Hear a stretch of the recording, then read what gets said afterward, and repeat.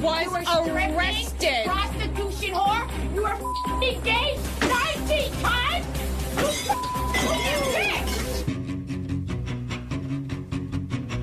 Welcome to Sidebar, a podcast from Courthouse News. I'm your host, Amanda Pampuro. And I'm Hillel Aaron. Today on Sidebar, find out what happens when people stop being polite and start getting real. Real, litigious. Nailed it. Thank you. Now, Amanda, did you recognize that clip we played at the top of the show? Can't say that I did. That is from The Real Housewives of New Jersey, from a scene that arguably put the show on the map when Teresa Giudice flips over a table. And that franchise will be the focus of our episode today. The real lawsuits against the Real Housewives of Reality TV. Right. A slew of lawsuits have been filed this year against Bravo and NBC by the cast members of this franchise, who say that the producers have created an unsafe work environment by plying them with free booze and sticking them with unhinged, unstable characters. Or at least people who play unhinged, unstable characters on TV. Yeah. And they say that this combination has caused them to be subject to sexual harassment, to threats of physical violence, and to the intentional infliction of emotional distress, all in the name of ratings. I spoke with attorney Mark Garagos. He's a very prominent lawyer here in Los Angeles, and he's filed 3 of these lawsuits against reality TV producers this year alone. Intentional infliction of emotional distress. I mean, that is kind of the crux of reality television, isn't it? Yeah, it's exactly what it is. And you're manipulating it, you're amplifying it, you're taking advantage of it, and at the same time, you're not complying with the laws. There isn't some kind of reality TV immunity, but that's been the way that people have proceeded in this area. So, Amanda, how familiar are you with The Real Housewives? Not very. I know there's Real Housewives of New York and Beverly Hills. Right. Orange County, Atlanta, New Jersey, Miami, Potomac. Potomac? Yeah, the sort of D.C. area. There's the Real Housewives of Salt Lake City. There's even a Real Housewives of Dubai. Wow.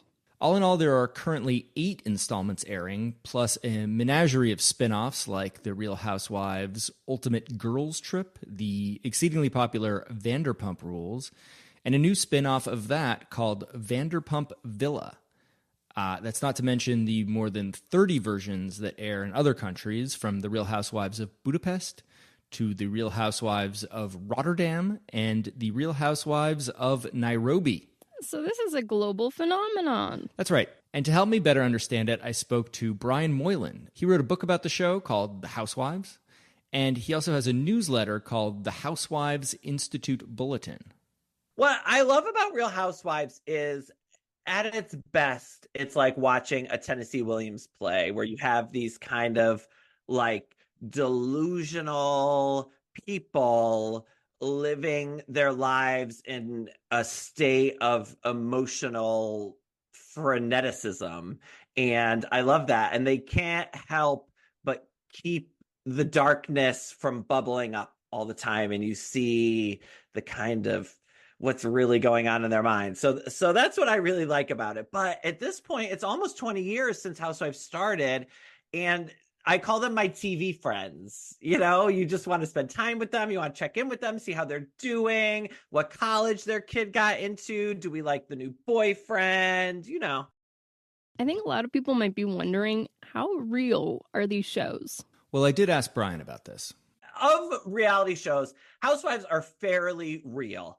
And, the situations are obviously produced in that they're going on trips. They're having group functions all the time and parties at each other's house. And we assume the producers are planning these trips, right? Yes, the producers plan the trips. So they'll take 2 women and say, okay, you're in a fight. You 2 have to go to lunch. And then those women go to lunch. But whatever they say or whatever they do is not predetermined, is not scripted. They're just saying and doing what they want. And the way the other woman is going to react to that is totally up to her. That said, most of the cast members want to be on these shows for whatever reason, and they know what's expected of them. They know they're there to inhabit certain roles, whether that's the drunk, the clown, the villain, or the moral center around which all the chaos swirls. But I want to get back to this idea of a hostile work environment. Yeah, what does that mean in a workplace where the job is having manufactured fights? It's a question I had as well, and to help answer it, I found the two perfect people to talk to for this episode.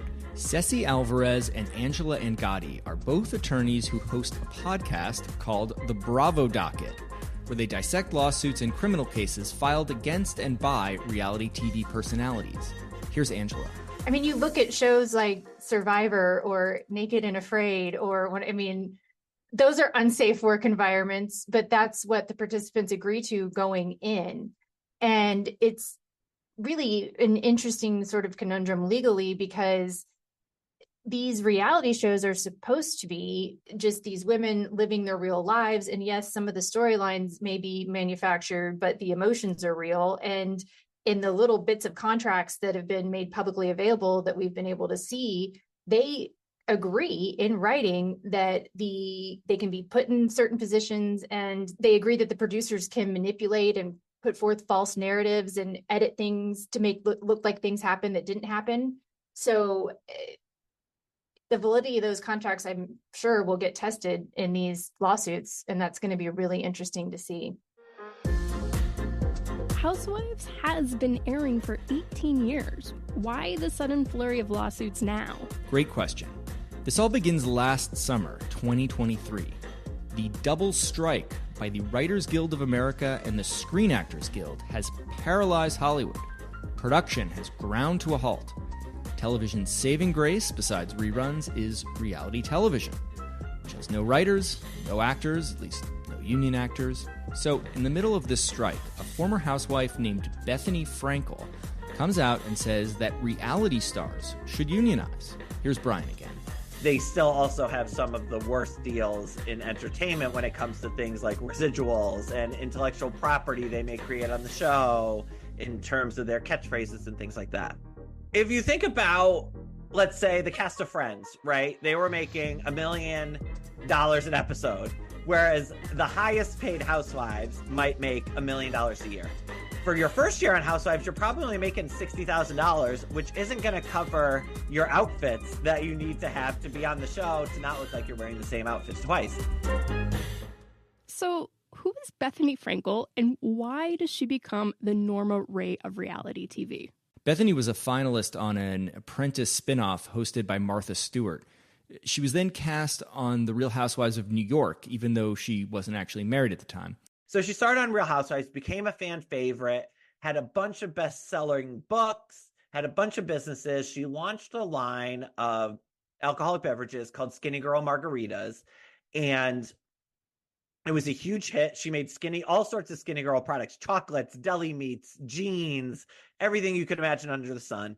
But she sold the liquor brand to Jim Beam for a reported $120 million, which made Bethenny very wealthy. And as a result of that, Bravo put a clause into all the housewives' contracts, which they call the Bethenny clause, which says if the housewives start a business while on the show and sell it for more than $1 million, Bravo gets 10% of the sale of that business, because they missed out on what would have been a $12 million payday from Bethenny, which could have paid the salaries for housewives for like 5 years. She's like the Gwyneth Paltrow of reality TV. Yeah, exactly. And notably, she's one of the few housewives who no longer needs Bravo. She's independently wealthy and independently famous. So then she can call for reality stars to unionize. Not only that, she goes on TikTok and she calls for something called the reality TV reckoning.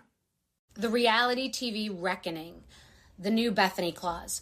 Reality stars are the stepchildren, the losers, the mules, the pack horses, the ones that the entertainment industry is going to rely on right now to carry the water and do the heavy lifting when real stars, real A-list Hollywood is on strike.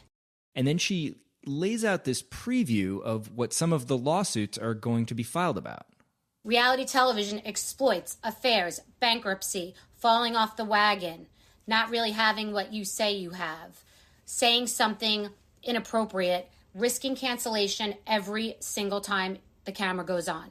Ooh, so who did she sue? She did not sue anyone. She doesn't really have a cause of action to sue over, but she does get the ball rolling. And there's a lot of speculation about Bethenny's motives in all this. Here's Brian Moylan. I mean, we watched Bethenny for years, and she seems like a nice lady, but she doesn't seem like she would have a vested interest in helping all the reality stars in the world. So there's some speculation among fans that she's doing this to get back at Bravo, that she doesn't want to be associated with the Housewives anymore, even though it made her rich and famous, or that she's mad that Andy Cohen mistreated her, and so now she's coming after him. So yes, it's a labor dispute, but is it also a personality dispute? Maybe some of each. Again, it's like Peter Thiel. Was he really suing because of privacy, or was he suing because he hated this guy? And who is Andy Cohen? Andy Cohen is sort of the Vince McMahon of The Real Housewives. He is the executive producer of the franchise, and he also hosts this talk show that airs on Bravo, where he interviews reality show cast members about what's just aired. So he's the most powerful creative force behind the show, but he's also, in a way, a cast member. And we'll talk more about him later because he's named in the most eye-catching complaint. Ooh, foreshadowing. I like it. Right. So one more thing about Bethenny Frankel. Brian Moylan compared her to Peter Thiel. There's much speculation online about Bethenny's role in all these lawsuits, and some people wonder if maybe she's funding them. Like Peter Thiel funded the Hulk Hogan lawsuit against Gawker. Exactly. And what does Mark Garagos say about this? I did ask him that. Bethenny, I think, deserves a lot of the credit for exposing and putting herself out there and having the courage and the bravery to at least expose a lot of what's happening. You know, there's a rumor out there that she's funding these lawsuits. Yeah, she's never written me a check, but I'll call her up and tell her you said so. I'll send her a bill. She may want to respond to that. Last year, a few weeks after Bethenny did her whole reality reckoning thing, Garagos sent NBC a demand letter, basically warning them, we're about to file a bunch of lawsuits against you. I'll read an excerpt. As you know, NBC has a pattern and practice of grotesque and depraved mistreatment of the reality stars and crew members on whose account its coffers swell. These individuals have been mentally, physically, and financially victimized by NBC and threatened with ruin should they decide to speak out about their mistreatment.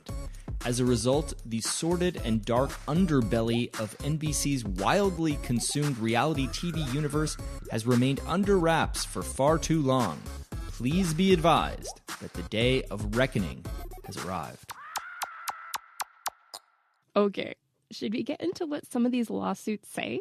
Sure. So the one that's gotten the most attention was filed in February in New York by Leah McSweeney. And she's famous basically for getting drunk and making a scene.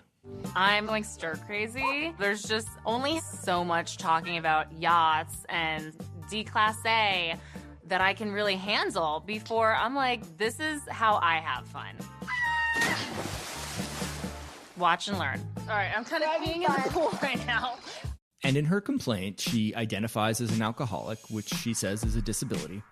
She says she was 9 years sober when she first joined The Real Housewives of New York in 2019 for season 12. And she says the producers purposely crafted scenarios to, quote, drive her to the brink of insanity and force her to break her sobriety because it would create morbidly salacious reality television. And this is a theme running through many of these suits, that the producers are plying everyone with alcohol so they'll get drunk, fight, get emotional, whatever.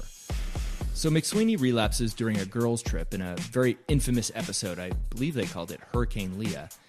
And so she's this very wild drunk for a while, and then she gets back on the wagon. And she says the producers tried to encourage her to start drinking again, that they told her the audience wouldn't like her if she stayed sober.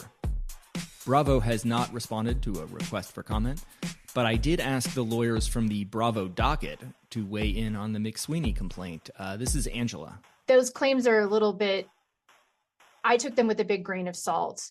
I mean, Leah's own statements that are on video that aired talked about how she decided to start drinking again on her own prior to filming starting. And there's lots of housewives that have been on for decades that don't drink. So Leah's claims, it's going to be interesting to see how the facts come out on that one.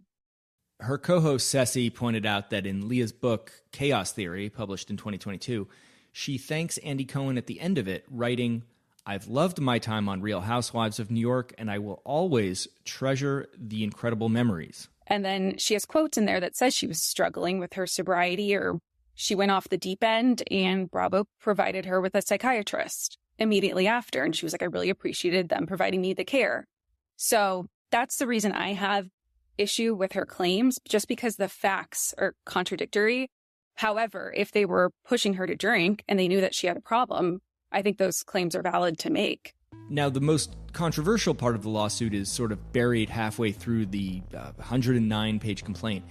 McSweeney is arguing that Andy Cohen himself, the ringmaster of the Real Housewives franchise, played a role in pressuring her to drink. And she writes, Cohen favors housewives that play ball with his proclivity for substance abuse and discriminates against sober housewives. And a little later it says, upon information and belief, this is a great phrase that appears in like every lawsuit ever. Because you can say anything you want after that. Right, it's like when Donald Trump says people are saying. But the complaint reads, upon information and belief, defendant Cohen also engages in cocaine use with housewives and other Bravolebrities that he employs. Then there's more of the same. She says that the housewives he does cocaine with get better treatment, better edits, that he promotes a workplace culture that thrives off of drug and alcohol abuse, and so on. So why is that stuff in there? Well, here is what Angela had to say about that.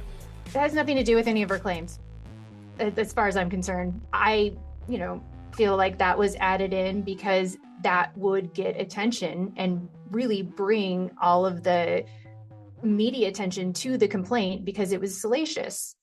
There's separate aspects to the complaint and there's strategies that are used there, right? I mean, as this plaintiff's attorney, you want the attention on the complaint because that puts pressure on the network when everyone's reporting on it and then they want it to go away. So it's easy to understand why they added it in, but does it really have anything to do with her legal claims? I don't think so. Andy Cohen has denied using cocaine and pretty much everything else in the lawsuit, and his lawyer wrote a very strongly worded letter to McSweeney's lawyer demanding an apology and a public retraction, calling the lawsuit baseless and a shakedown. He wrote, "The allegations were obviously made up by you or your client to achieve maximum tabloid clickbait value in the hopes of weaponizing these false allegations along with other lies that permeate the complaint as leverage to force an unjustified settlement. It will not. Instead, this conduct only subjects you and your client to independent and substantial legal exposure." Ooh, he's threatening to countersue. Yeah, I think so, though he hasn't yet. Now, I did speak briefly with Leah McSweeney's attorney, Gary Edelman. He agreed to an interview, and it did not go very well. Should I play a clip from it? Sure. I'm not interested in talking about the claims themselves. That's subject to a lawsuit. I'm not interested in having Bravo or anybody else take what I say and twist it and try to use it against us. That's not what we do. If you've read any of the things that I've said, you will know what I'm willing to talk about. But I'm not interested in that. Actually, I'm not interested in this at all. Have a nice day. Wow. Okay. Lawyers, huh? What about some of the other lawsuits? Okay, let's stay in New York. This next one was filed in January by Caroline Manzo, who was a Real Housewife of New Jersey for its first 5 seasons. She also starred in a spin-off, Manzo'd with Children, which ran for 3 seasons. And she appeared on the Real Housewives Ultimate Girls Trip, which is where the actions in this lawsuit took place. And the suit claims that Manzo was sexually assaulted by another housewife named Brandy Glanville. She's another sort of wild and misbehaving housewife. Actually, her behavior seems to have generated quite a bit of litigation. Here's Brian Moylan. one of my favorite ever Bravo lawsuits happened between Joanna Krupa, who was a Real Housewife of Miami, and Brandi Glanville, who was a Real Housewife of Beverly Hills. And Brandi was on Watch What Happens Live and said that Joanna had a smelly vagina. And so Joanna sued Brandi for defamation.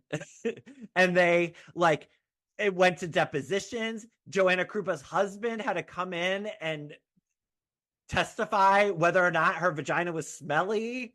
And it was about to go to court. And the day before it was about to go to court, they settled out of court. Brandi issued a apology and, whatever. But, oh my God, that's if we're talking Crazy Housewives lawsuits, we can't forget the smelly vagina lawsuit. But back to Caroline Manzo's lawsuit. Which is against Bravo and NBC for Brandi's behavior. Right. Her complaint says the producers regularly ply the Real Housewives cast with alcohol, cause them to become severely intoxicated, and then direct, encourage, and or allow them to sexually harass other cast members because that is good for ratings. Do all these suits use the word ply? Yeah, most of them do. And she says that Brandi forcibly kissed her and groped her in a bathroom. That's terrible. But is that Bravo's fault? That is the question. Here's what the Bravo docket team had to say about it. First, we're going to hear from Angela and then Ceci. This one probably has some teeth depending on some of the other issues because it was in Morocco. What actually happened, we only know Caroline Manzo's side of the story. But considering Brandi's past history of similar behaviors, which are on video, which anyone can see, in which they obviously knew about before casting Brandi again, this one, I think we gave this one a bit more credibility than the others. Well, also, Brandi came out after and didn't say that it didn't happen. She said it was consensual. So, and it was consensual, and Bravo makes her be this character playing devil's advocate, though. If they've watched the show that's been on since 2006, it happens every season. So you know what you're signing up for, and it's from what we can guess, pretty laid out in the contracts what's going to happen. Yeah, I don't want it to seem like I'm saying it's okay to sign away your right to be sexually assaulted. No one should go through that. That's not what you sign up for at all. That shouldn't be permissible in any workplace. But in terms of experiencing, I think, something shocking or a drunk individual, I don't think that should come as a surprise.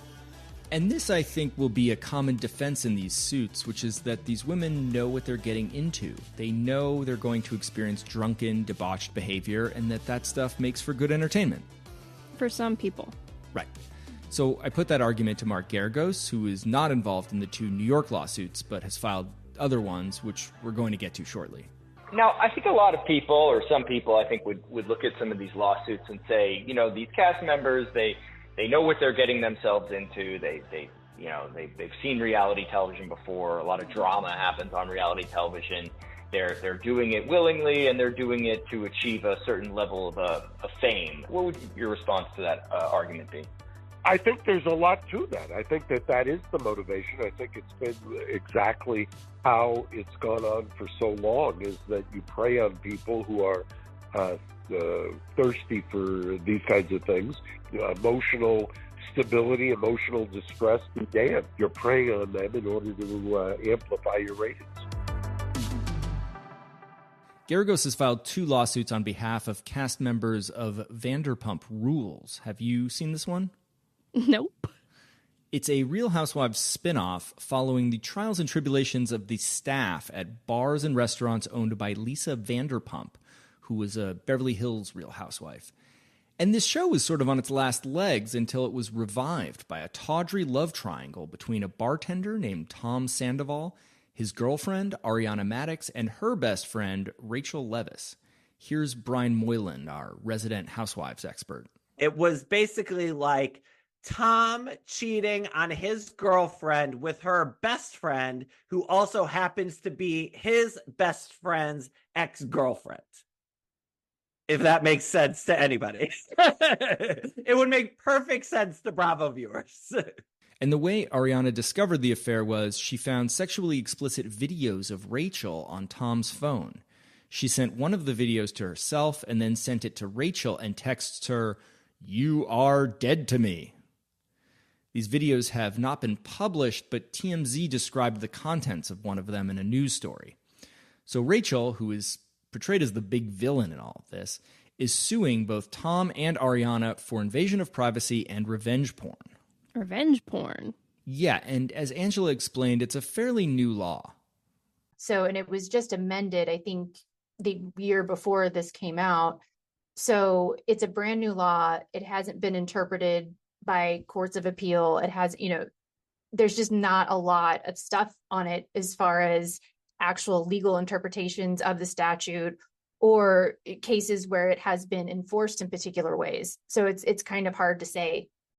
I think it meets all the elements, but I just don't think a jury would find she would have to pay Rachel that much for sending it to herself and Rachel. And Bravo is not a defendant in this one. No, but the complaint does go out of its way to suggest that Bravo allowed this distribution to happen and certainly exploited it. And you get a sense that Bravo might get added later as a defendant, depending on how discovery goes. And here's Mark Garagos, who's representing Rachel Leviss. Sandoval has publicly admitted to his role in this, but at the same time, there's also a level of exploitation. And if you take a look at the ratings and creating the villain, if you will, that Rachel has been distorted into, it was part of the ratings ploy that everybody is engaged in. And as we go through or work through discovery, we will do what's appropriate. Just a few weeks ago, Garagos filed another lawsuit against Bravo and NBC, this time on behalf of a different Vanderpump cast member, Faith Stowers.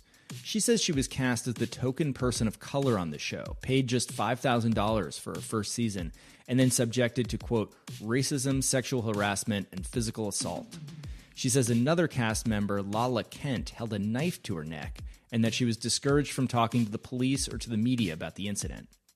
And the complaint actually mentions Bethenny Frankel's Reality Reckoning as the inspiration for her to come forward.